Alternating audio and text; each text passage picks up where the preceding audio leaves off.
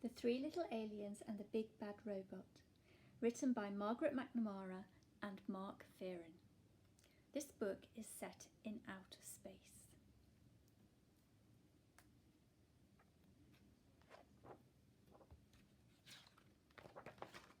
Once there was a mama alien who had 3 little aliens.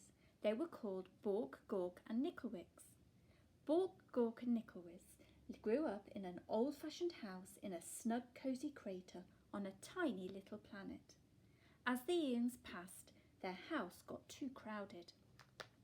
"It's time for you to go out into the universe and find a planet of your own," their mama told them, giving them each a hug. "But remember, watch out for the big bad robot. It wants to chew you up." So Bork, Gork and Nickelwicks took off. "Bye, Mama," they cried. "Bye, kids," she shouted back. "Always stick together," she added. Then she sniffed a little bit. "And call me every once in a while." The 3 little aliens travelled far and fast. "There's a cute planet," said Bork. "Too hot," said Nickelwicks. "How about that one?" asked Gork. "Too crowded," replied Nickelwicks. They darted around a meteor. "Are we there yet?" asked Bork. Just past the next bend, a big planet swirling with dust loomed into view.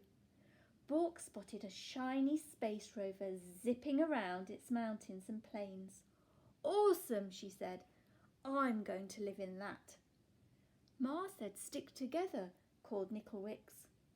But Bork had already zipped too far away to hear.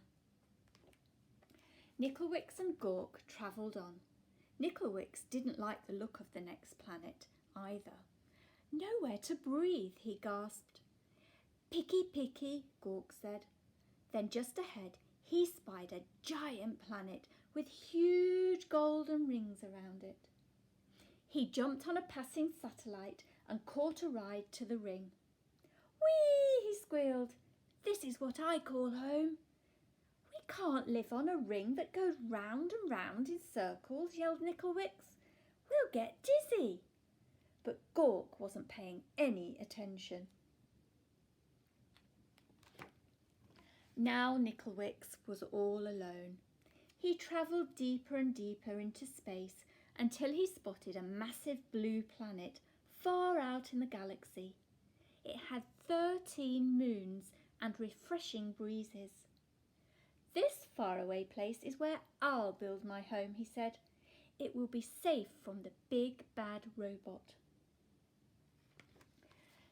Nickelwicks found everything he needed to make sturdy walls. He gathered stardust to keep his home bright and found solar panels to keep it warm. Then he grabbed a tall, shiny telescope. "This'll do for a chimney," he said, though no one heard him. Rock by rock and row by row, Nickelwicks built the perfect house. When he was finished, he sat down and locked the door. His house was not very zippy or cool, but it was very safe, and there was room enough for all 3 little aliens. "I hope they come and visit soon," said Nickelwicks. Then, one galactic dawn, there was a rumbling in the universe. "Creep, boing, meep, beep-a-deep, deep, ork, eep." It was the big bad robot. Bork was so busy on her swirling red planet that she couldn't hear the robot's call. She didn't feel its giant footsteps as it leapt from star to star. And she didn't see the robot until it was right in front of her rover. Little alien," bleeped the robot. "Pull over, pull over." "Not by the wheels of my trusty space rover," cried Bork bravely. "Then I'll crack, and I'll smack, and I'll whack your house down," meeped the robot. And just like that, The robot cracked and smacked and whacked Bork's shiny rover into 100 pieces. Creep, boink, meep, beebly deep, ork, eep, eep.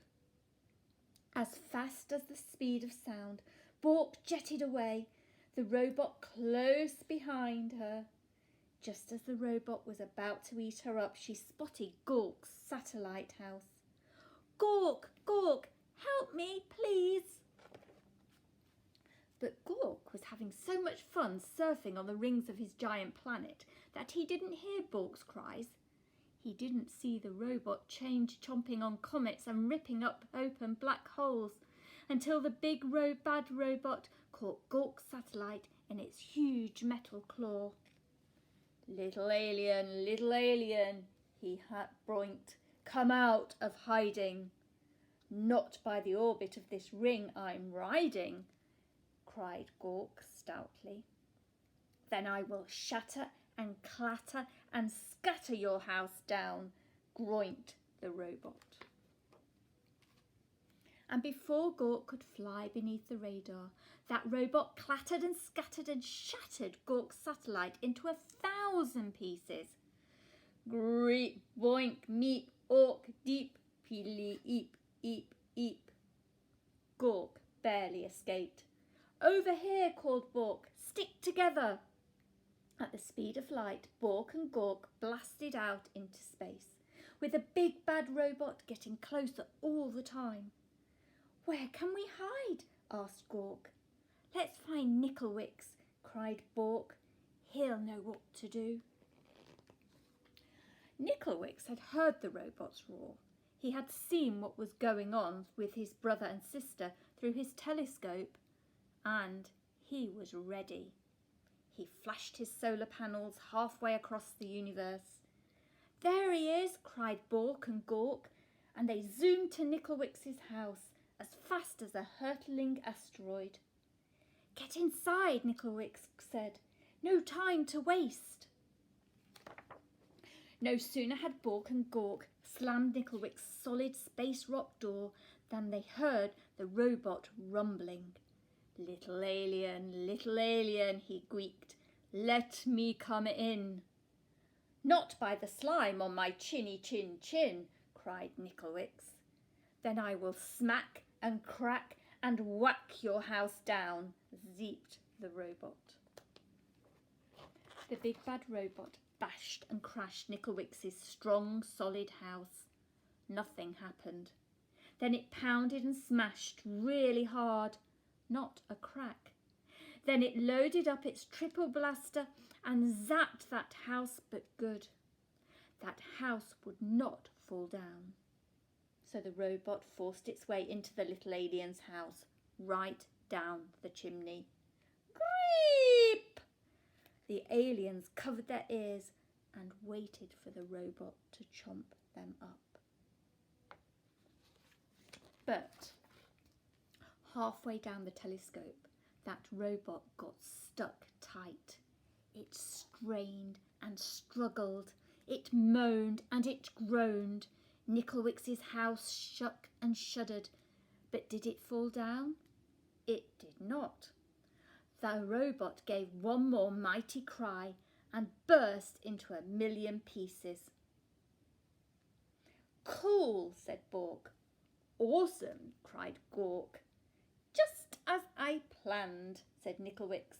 There's just one more thing missing, said Bork. Phone home, said Gork. So Nicklewicks did. Ma, he said, we have the cosiest house in the galaxy. Won't you come over and tuck us in? And she did. The end. Hi everyone, I hope you enjoyed that story. At the end of the book, there's actually a note from the author telling us a little bit more about how she wrote it. She says that this book is not a science book, but there's a little bit of science in the aliens' travels. The aliens and their mama live on Mercury, the smallest planet, which is closest to the sun. When the aliens leave home, they pass all the other planets in our solar system in order of the planet's distance from the sun. They start by zipping past Venus, which is the brightest planet in our night sky. Next, they pass Earth, our home, the watery blue planet. And after that comes Mars, the red planet. Then the two alien brothers fly behind the fifth planet from the Sun, Jupiter, which is made of gases, and come to Saturn with its glorious rings. The last little alien passes Uranus, where atmosphere is icy, and finally settles on Neptune, where winds blow as fast as 1,290 miles per hour, the farthest planet from the Sun. Mark Theorin, the illustrator, researched the planets so that he could depict them as accurately as possible, and he based their coloration on photographs provided by NASA. I'll see you soon. Thanks for listening. Bye.